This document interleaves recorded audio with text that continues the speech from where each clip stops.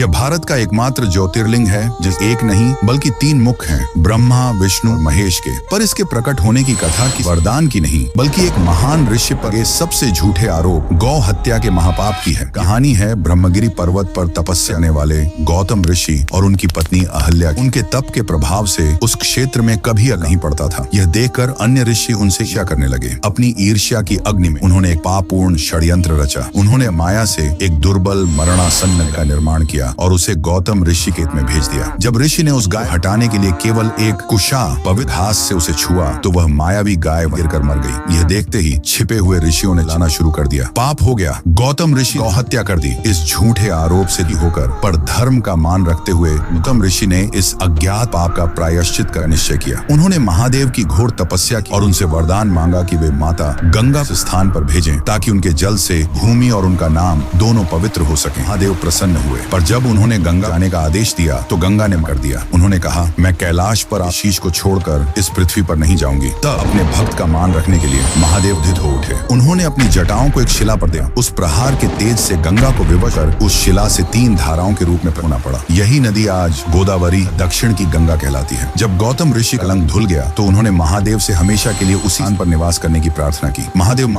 वे उसी शिला में एक ज्योतिर्लिंग रूप में स्थापित हो गए। और क्योंकि इस पूरी लीला ब्रह्मा, विष्णु और महेश की इच्छा सम्मिलित थी, इसीलिए यह ज्योतिर्लिंग 3 छोटे छोटे लिंगों के रूप में प्रकट हुआ जो त्रिदेव का प्रतीक है। यह ज्योतिर्लिंग इसका साक्षी है कि जब पूरा संसार आपके विरुद्ध, तब भी सच्ची भक्ति स्वयं महादेव पृथ्वी पर उतरने और आपकी निर्दोषिता सिद्ध करने के लिए विवश कर सकती है। उस त्रिनेत्रधारी महादेव के सम्मान में जो सत्य की रक्षा के लिए स्वयं प्रकट होते हैं। कमेंट्स में ओम केश्वराय नमः अवश्य